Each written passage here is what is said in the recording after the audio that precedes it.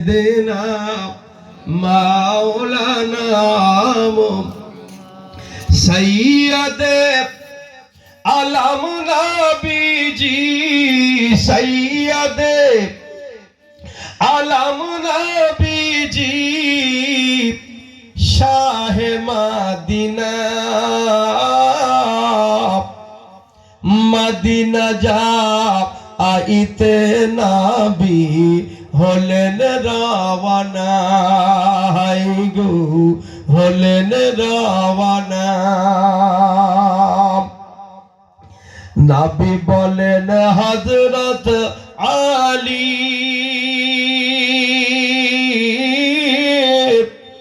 আর বিছানাতে শুয়ে যাও গো তোমারে বলি। কি ঈমান আর কি আকীদা দেখেন। মরণের বিছানায় হযরতে আলীকে আল্লাহ রাসূল দাওয়াত দিচ্ছেন যে সব নবী বোঝা অত সোজা গাদ্দার বেঈমানদের কথাই যাবেন না। কামেল ওলিয়া কামেল ওলি মাঝের নসিব। আমি মনে করি সূরা ফাতিহা ওখানে শুয়ে আছে। ইহদিনাস সিরাতাল্লাযিনা আনআমতা আলাইহিম। আপনি বলছেন তাহাদের পথ যাদের প্রতি ইনাম দান করেছো, তো সেই ব্যক্তি তো উনি। খুব সাবধান, মহব্বত করবেন, ভালোবাসা রাখবেন, তিনাদের নকশে কদমে চলবেন। নবী বলেন হযরত আলী আর বিছানাতে শুয়ে যাও গো তোমারে বলি। হযরত আলী শুয়ে গেলেন, হযরত আলী শুয়ে গেলেন নবীর বিছানায়।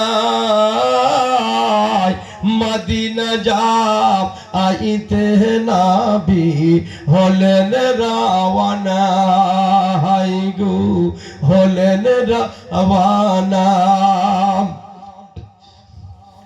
জানের সাথে আবু বকর আর নবীর সাথে যাব বলে হইলেন তয়ার। জানের সাথে আবু বকর আর নবীর সাথে যাব বলে হইলেন তয়ার। রাতারাতি চলেন নবী, রাতারাতি চলেন নবী সোনার মদিনা। মদিনা যাব আইতে নবী হলেন রওয়ানা হাই গো হলেন রওয়ানা। নবী বলেন আবু যাই কোথায়? আরে সকাল হলো লোক জাগিল চলো গুহাতে লুকাই। এই লুকানো মানে ভয়ে লুকানো নয়, এটা সাজানোর ক্ষেত্রে কোনো কোনো সময় কবিতার ছন্দে ব্যবহার করা হয়, কিন্তু এই লুকানো মানে ভয়ে লুকানো নয়। রাসূল বলছেন বেলা যখন হয়ে আসছে চলো এখন গারেশ্বর পাহাড়ে এখানে গর্তে আমরা থাকবো, তারপরে আবার যাব। নবী বলেন আবু যাই কোথায়? আরে সকাল হলো লোক জাগিল চলো গুহাতে লুকাই। আরে গুহার সুরে থেকে নবী, গুহার সুরে থেকে নবী গেলেন মদিনায়।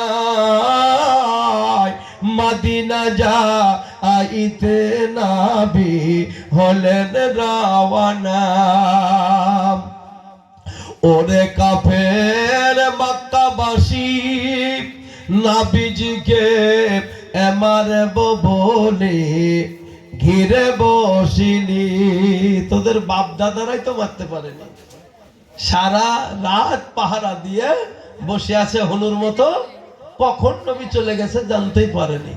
তো তার দল এখন কি করবে? তারাই তো পারেনি, তাদের 14 গোষ্ঠী এখনো পারবে না কিয়ামত পর্যন্ত। আল্লাহ পাক চ্যালেঞ্জ দিয়েছেন, ক্ষমতা নাই। ওরে কাফের মক্কাবাসী, নবীজিকে মারব বলে ঘিরে বসিলি। আল্লাহ রে হেফাজত নবী, আল্লাহ রে হেফাজত নবী গেলেন মাদিনায়। মাদিনা যাইতে নবী হলেন রাওয়ানা, হাই গো হলেন রাওয়ানা। সৈয়দে আলম নবীজি, সৈয়দে আলম নবীজি শাহে মাদিনা। মাদিনা যাইতে নবী হলেন রাওয়ানা। আল্লাহুম্মা জোরে সাল্লি আলা মাওলানা ওয়া আলা আলি সাইয়্যিদিনা